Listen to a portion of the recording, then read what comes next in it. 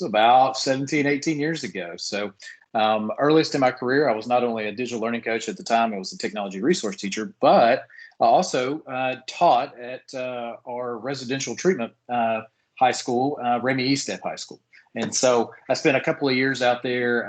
And so that was one of the most rewarding and I think memorable experiences of my career. And I've been a teacher. I've been a middle school assistant principal in AD. I've also been an elementary principal. And so through all of those things in the district, like those experiences at Ramey Estep really have stuck with me all this time, and I think are foundational to the way I approach some things. And it's cool to be able to talk about blended instruction because I remember being a teacher in that building, and not only are there varying age levels, but I at times had 7th and 8th graders all the way to juniors and seniors all in the same group. And so you talking about having to differentiate and personalize, well, blended instruction, I wish I had known a little bit then what I know now, because I could have put a lot of this into practice today. So we'll talk a little bit about blended learning and how, as the administrator and building leadership, we can coach that into happening so that teachers can be able to utilize some grouping and some stations or studios in order to help meet kids where they are, all in the same location. And so I'm going to share my screen. Let's see.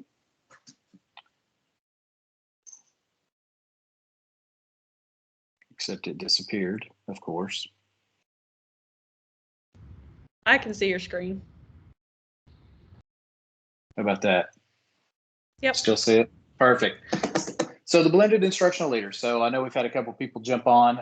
If you type in a new tab on your browser, whether you're using Chrome or whatever it may be, bit.ly/blended leader. And after I created that, I noticed quickly there's a lot of E's, there's a lot of D's, and so it kind of runs together. And so bit.ly/blended leader. And there's my Twitter handle and my email address. So at any point in time, you guys throughout the year, if you think back to something that we talk about today, or you just need help, because Laura and I, by invitation, we work with schools and districts across the state.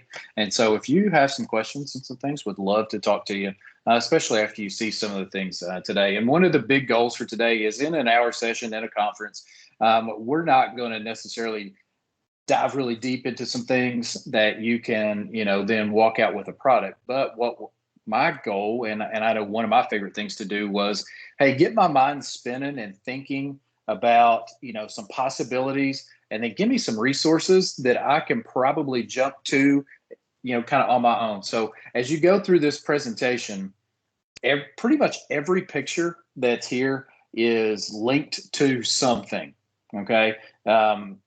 A blog post, another image, something that will give you some foundation about what it's about. So, all right. So let's kind of level set quickly on like what blended learning is. Now, if you go to dictionary.com or some other place and you type in blended learning, you're going to come up with several different definitions. And I think what Laura and I and my team mostly have kind of boiled this down to has been, blended learning equals really, what are kids making?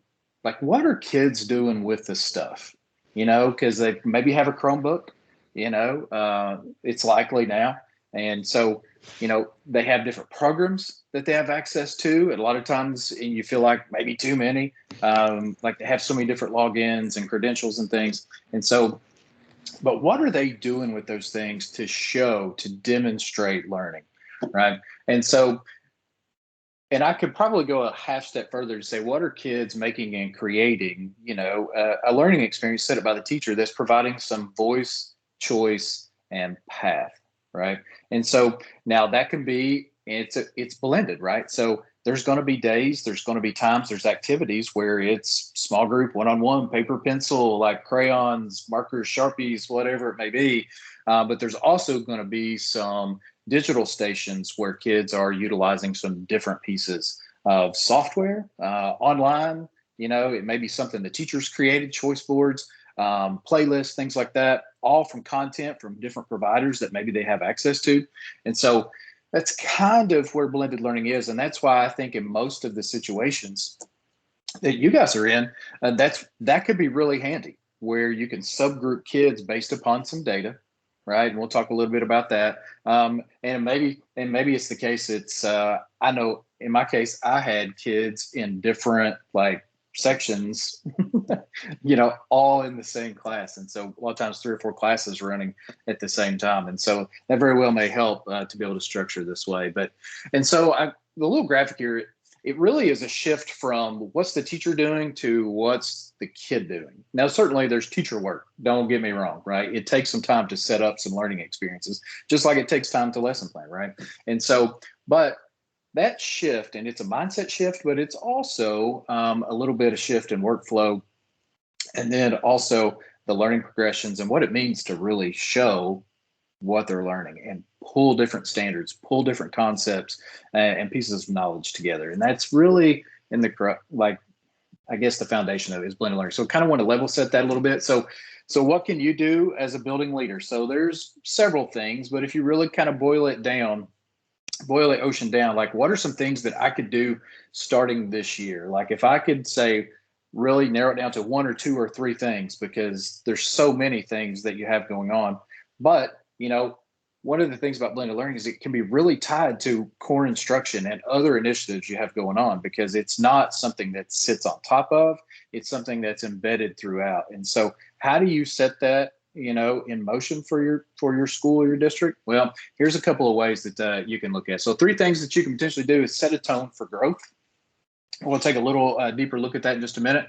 Fail fast to succeed sooner. So I know just briefly, I told a building leader on Tuesday, and she was really worried about it not being exactly correct. And I said, that's okay, because I think you can look back over time, over history, and that, failing just gives us another chance to start over, but further ahead. And so you've heard people call it failing forward, which I'm a fan of that phrase, but also too, we'll talk a little bit about failing fast to succeed sooner, like get on the road so we can learn and then make adjustments. And then be the coach, because I think at its core, a building principal, assistant principal, instructional coach, at our heart, at our core, it's coaching. It's setting the conditions for growth and learning. And that's what and I think that was my most favorite part of being a principal, is watching folks feed the roots, not the fruit necessarily, watching folks grow.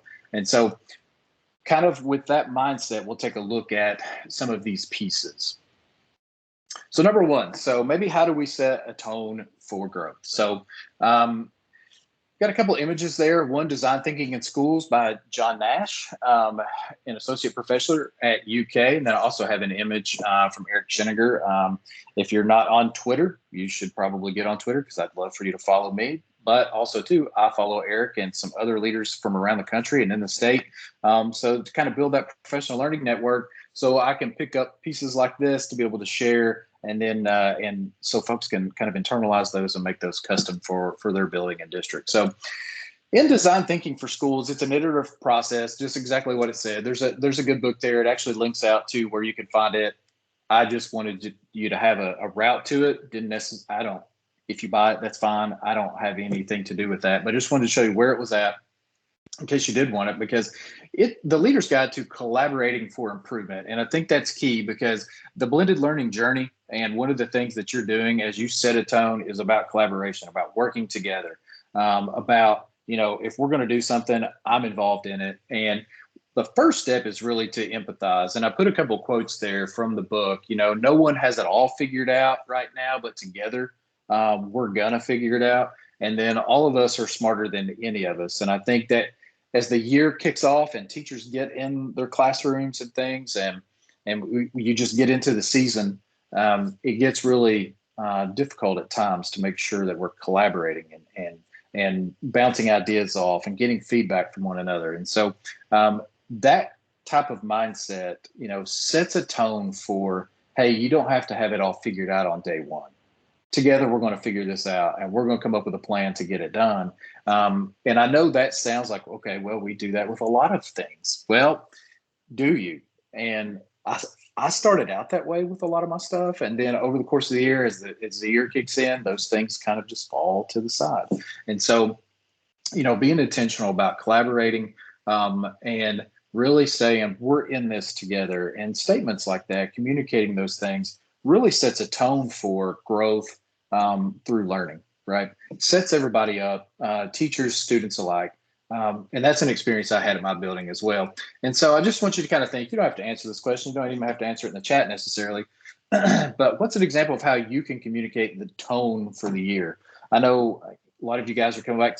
I know some districts are starting as soon as next week or the week after.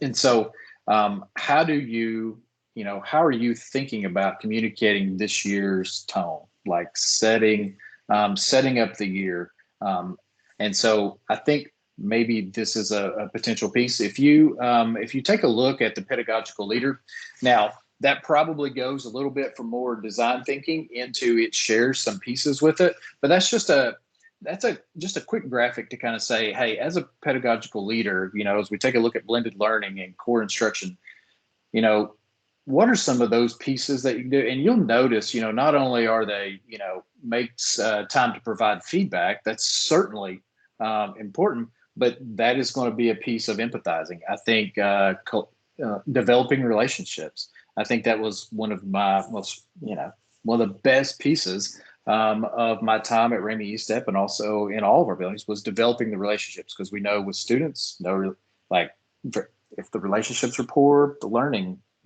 can struggle as well.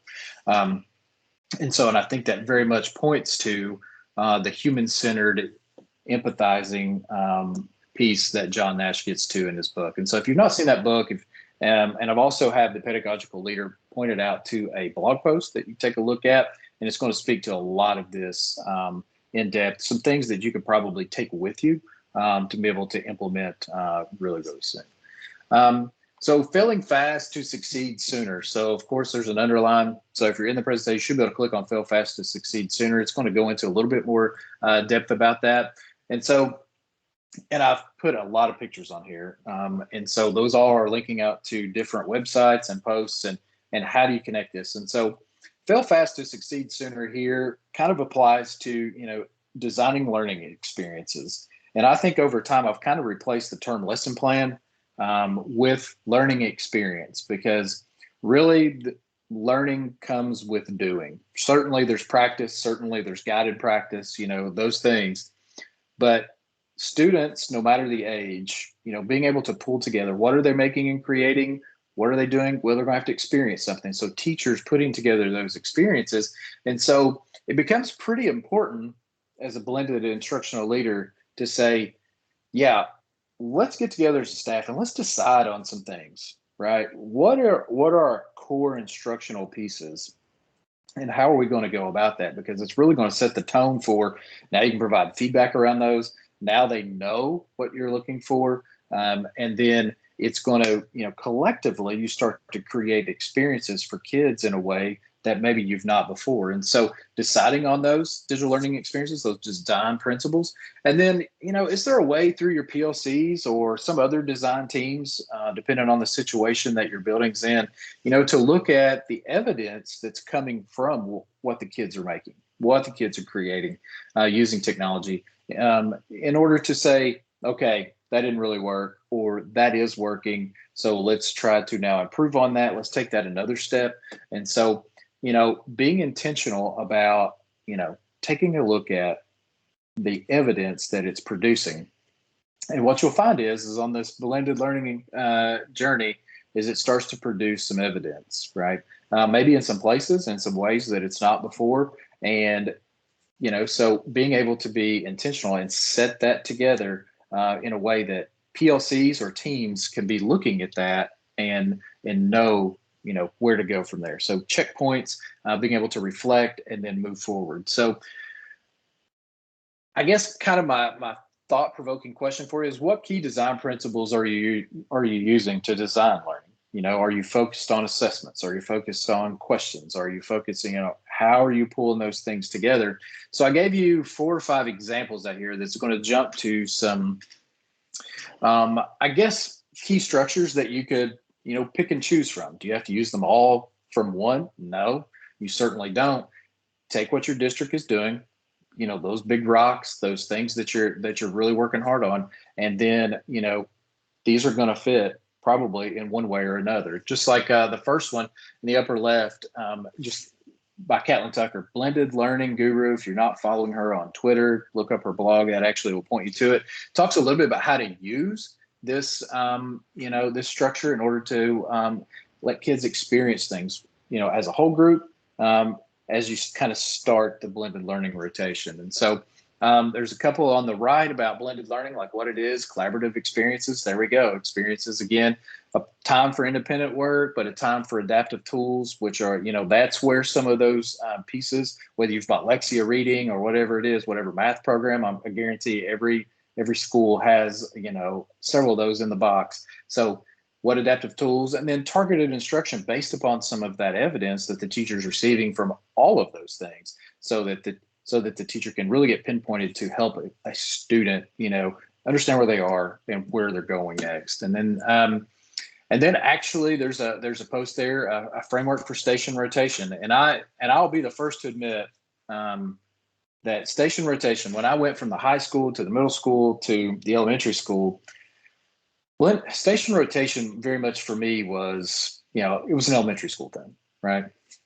And so when Laura and I would work on this blended learning, I kept seeing more station rotation. And then over the course of time, guys, I've really become a believer that this works K through 12, 100%. And so whether you're a kindergarten teacher, whether you're a senior English teacher, that's fine, because there's ways to modify this to meet the age group and demands that you have.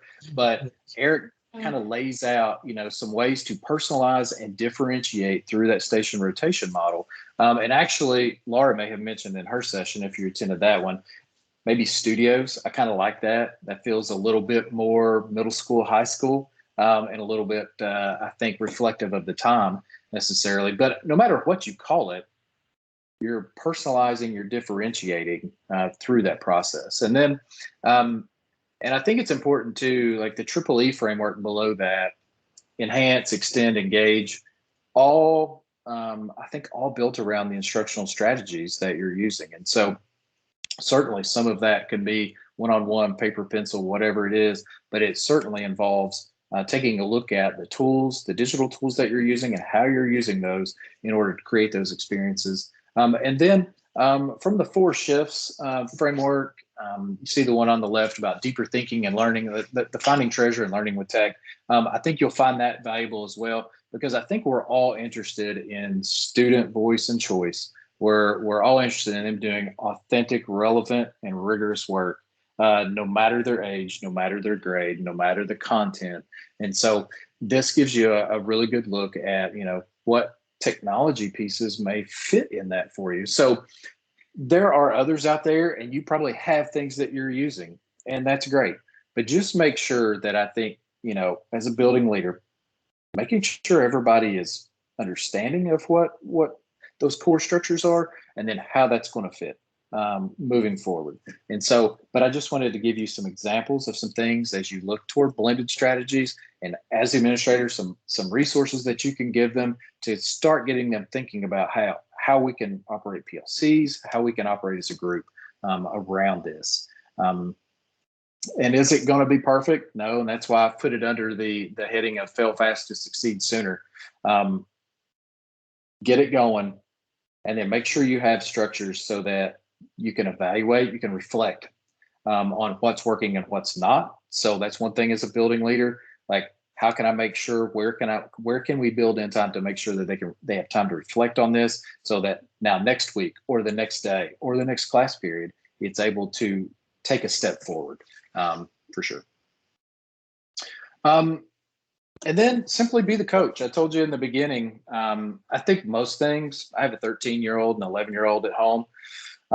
There's a lot of coaching that happens, I thought, through elementary school, but now that they're in middle school, yeah, coaching middle school life is interesting for sure.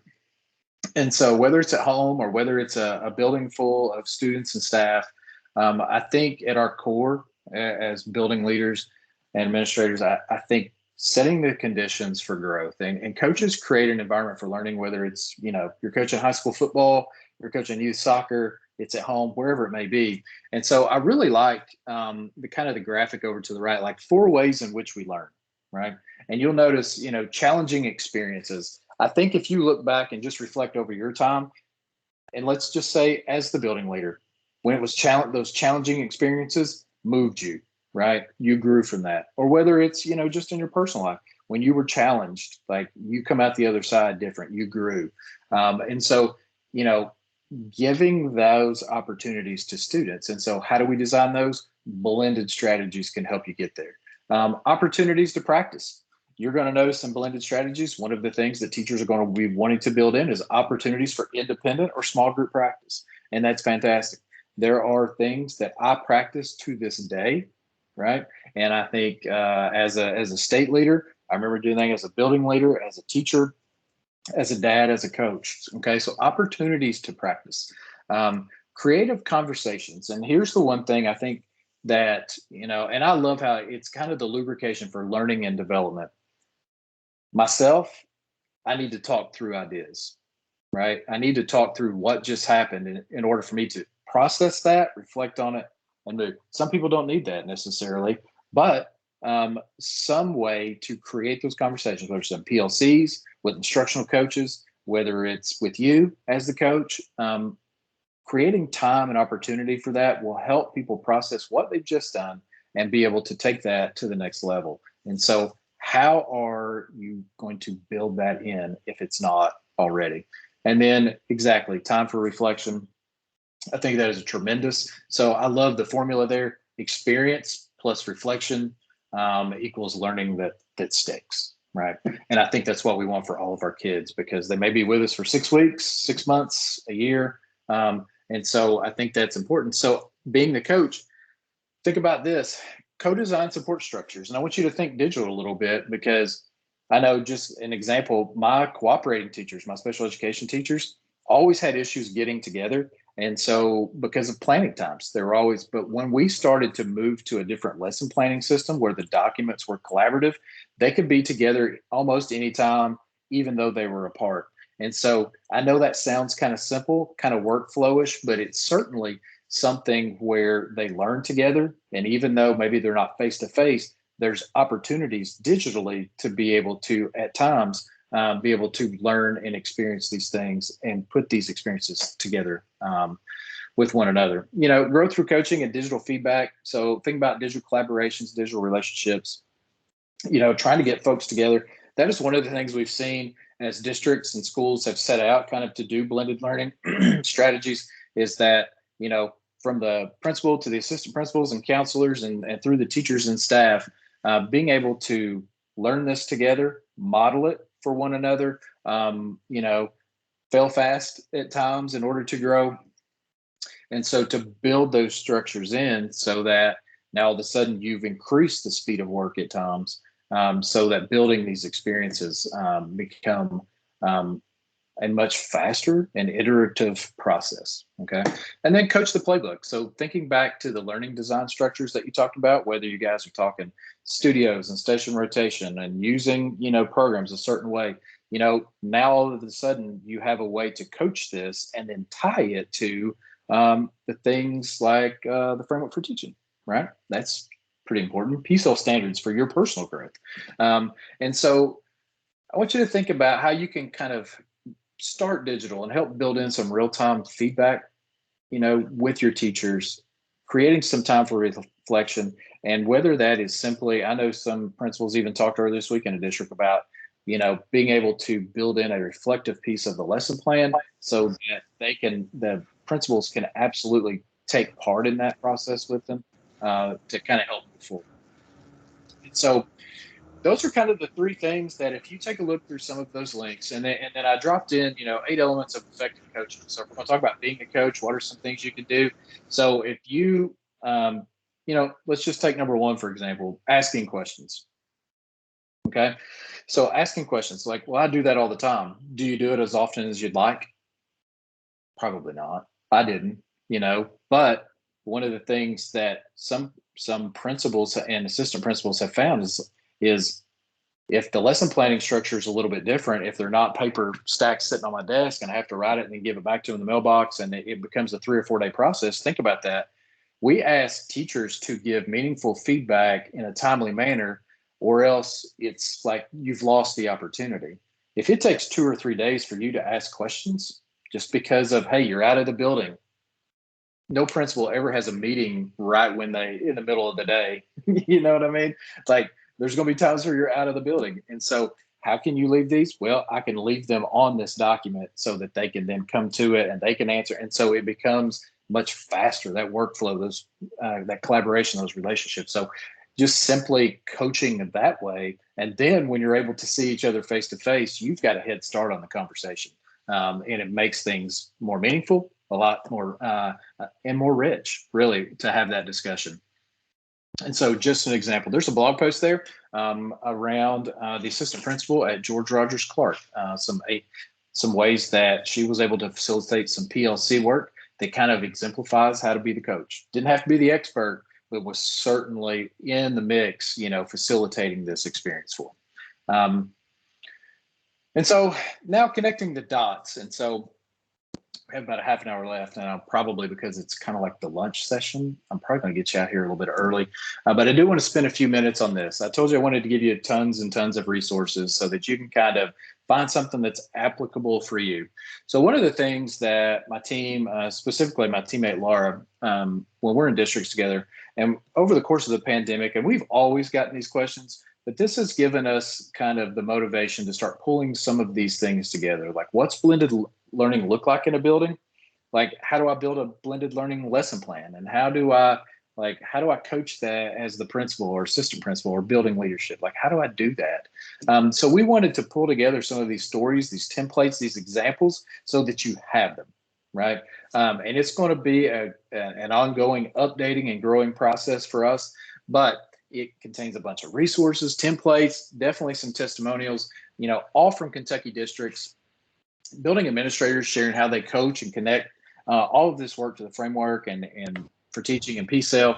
And plus, if you have some teachers that you're like, man, like if I just had some things for them to work on, whether it's on their own time or we do it together, well, we put those together too with some help of friends around the state. And so learning modules plus a feedback mechanism, which we think is important because I've worked through modules and then you do the thing and then all of a sudden it's like, did I do it right? I don't really know. So we can certainly partner with you, your district, or even just the teacher. And if an individual teacher were to submit something, we can circle back to you to put you in this loop because you certainly need to be with that. And so if you've not clicked on coachingplus.pro already, you certainly can do that.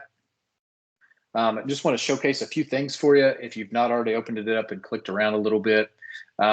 So Coaching plus its connection to digital instructional design. So basically those digital learning experiences and its impact on the learning for students and staff.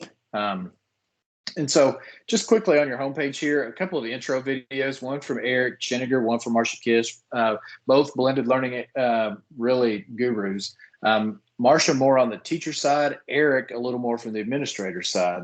And so he gives some really quick tips about how to provide some effective feedback, coaching for your staff. Marcia goes through the how, the what, the why, and the how of blended learning and give you some practical first steps that you can kind of look and say, hey, man, we really match up well there, or a way to dive in a little bit deeper with some of her resources later on. And then we showcased our boss my boss, he hates it when I say that, but Dr. Marty Parks, our Chief Digital Officer, and at his coaching is core, and it kind of ties the work to the Office of Ed Tech, to our master plan, some other pieces that we're doing. And so great conversation there around how Coaching Plus and blended learning really ties to the core of our work. And then Jenny Ray, if you're a building principal or assistant principal, the P3 team. And if you don't, make sure you click on that link. It'll jump you to their homepage. Get on their email distribution list, but you probably know them because they lead the certified evaluation trainings and updates across the state. And so Jenny and I get to collaborate quite a bit, and Coaching Plus really feeds some of the work and support that they're doing. So we're happy to be able to supply this resource in addition. And so if you didn't see it from me, you might see it from her. Just real. So not only do we have some of those videos, but I told you there was some asynchronous learning, right? So there's actually 6 modules right now, so how to build a blended course, like the learning essentials, innovative paths, a social approach, delivering blended learning, and student creations, kids making stuff. And so the way we've set it up is you can certainly come to this homepage and then jump out, let's say just module 1. Here's the way it's set up. And so if you, kind of breeze through here and you're like, okay, I think this could be valuable in some ways for my staff. Here's the way it's set up. So you can kind of relay that to them, kind of think in columns in terms of, here's a quick video that's going to 5 to 10 minutes. It's going to kind of introduce what's about to happen. If you click here, here's the link to the slide deck and some templates, ton of stuff that you can make your own. Down, offload it from the slide deck and then put your own school's name on it and start working with it, right? There's other resources here, like blended learning unit plan, or if we've run across a district like Carter County, their virtual hub, like they were able to put together a lot of these virtual experiences and tools for their teachers in a way that may make sense for you as well. And so there's 4 lessons in each. And then we pull in the administrator connection. So for instance, this one is Amy Rhodes from Pike County. She's an elementary principal, and she talks about how she was able to coach, everybody back toward some of their core structures that they had kind of gotten focused on technology. She was able to tie that back in to their core instructional pieces that they were using. She was using slide decks to offer feedback and do some different things. And so she shares all of that. The slide deck here will give you some opportunities to look at like our walkthrough instrument and things. There's also a blog post by Eric Schenninger about the process if you want to look into that a little bit deeper. And actually, I get asked all the time about different walkthrough instruments and things. We've gathered some of those up, and so here's an opportunity to take a look at those. And then, depending on how you want to use this, and that's the beauty of this, is you can just watch the videos. You can actually work through some things. If you create something, you want to submit it for a little bit of feedback, or you want to partner with me or Laura or someone on our team in order to kind of help you look at these things, there's a feedback mechanism here. You can actually create the thing. You can submit it through this Google form. It comes to us, and then we can kind of reach back out to the teacher, to you, or, depending on how it's set up, there's just some flexibility here in order to get that feedback loop that we think, is potentially missing in a lot of ways. And then just a shout out to some folks, digital learning coaches around the state who help contribute to this. And so 6 different modules, all kind of lined up the same way. You can take the site, work through it anyway, 1 through 6. There's some districts that are working module 1 all the way through module 6. Some districts some schools have written it into their PD plan. Some are just saying, hey, here is an option, work through it if you want. Some don't need it. Right. And so, but there are ways that you can connect with this work and potentially help you identify those core structures, give you a heads up. Do you have to be a blended learning expert in order to kind of coach this? The more you know, it's certainly going to help. Right. And so being able to identify resources that align with the core structures, how you can coach those. And the administrators do a great job of saying, hey, this lines up with 3B, 3C, whatever it may be. And then connecting that for us. And so I'll say this, coming this fall, as we get around to districts, one of the things I told you, it's going to grow, as we continue to find more examples. So if you're working in a building, you're like, hey, we do something like this, Ben, take a look at that. Would absolutely love to.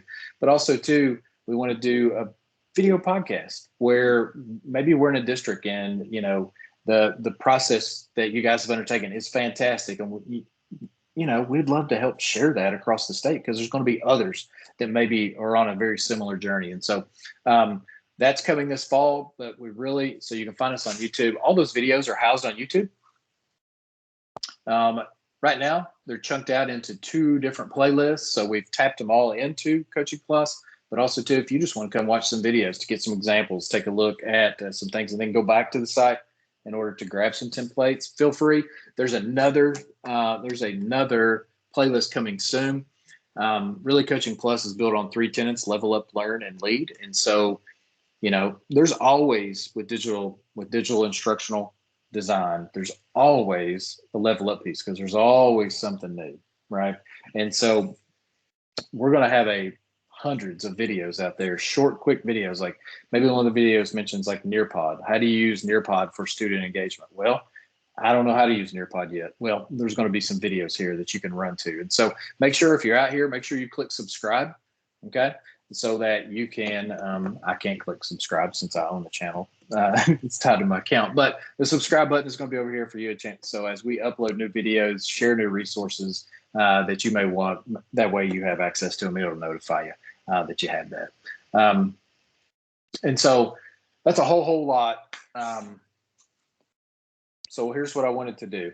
Do you have access to the slide deck so that you can offload that, make that yours? There's tons of resources built into that. Now have access to Coaching Plus. So coachingplus.pro will get you to this website. And like I say, it will continue to grow. So there's resources here as well.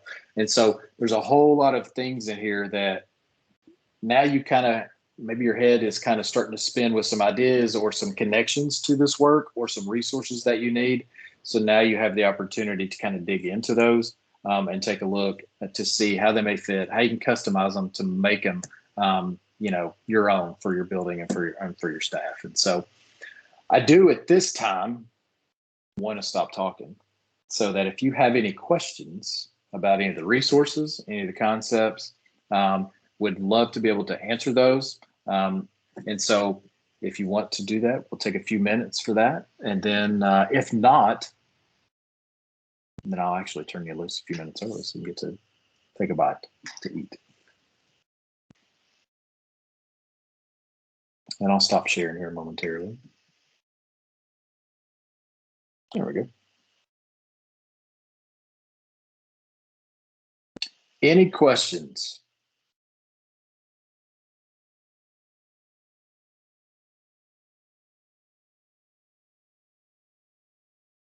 And it's okay if you don't have any. You have my email, you have my Twitter handle. Certainly get in touch with me. Be glad to walk through any of this with you individually, in a small group, as a district, whatever it may be. You'll get to dive into these resources over the next couple of hours, few days, weeks, months. As it comes up, please let me know. Be glad to jump on the phone with you. Be glad to visit the district. Be glad to jump on a Google Meet, whatever it is, in order to try to help out. So, Cindy, I don't see any questions in the chat, which is fine. If you have some questions you want to drop in there, not in position, you can unmute, maybe have some noise in the background or whatever. Feel free to type those in the chat window. And I'll be here for the next, I don't know, I'll hang on until everybody's gone in case somebody has some questions that they want to share in front of the group or whatever it may be. So, Cindy, I want to turn it back over to you unless there's some questions. Okay, thank you very much, Ben. We appreciate you being here today. Like you said, you can just keep chatting in the chat box here, or you can email one of us at the KEXAC office or Ben directly. So the chat has been muted the whole time. So are you not seeing it?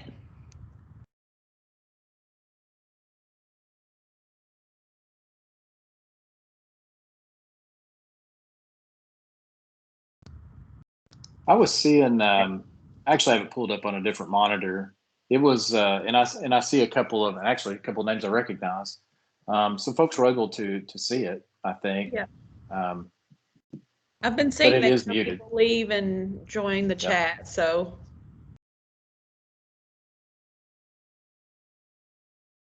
Probably can.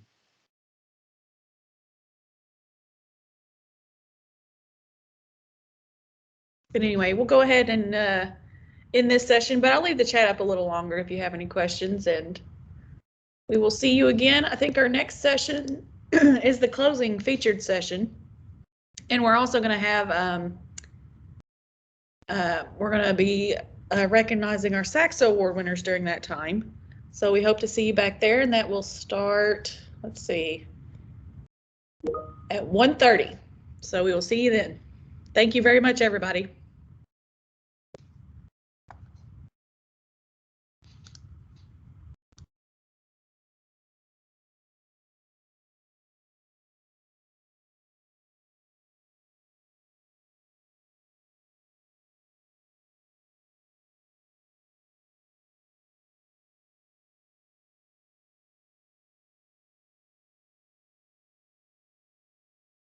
Cindy, it was great to be able to kind of connect back with KEXAC after all these years and contribute a little bit. So if you guys need anything moving forward, hey, just give me a shout.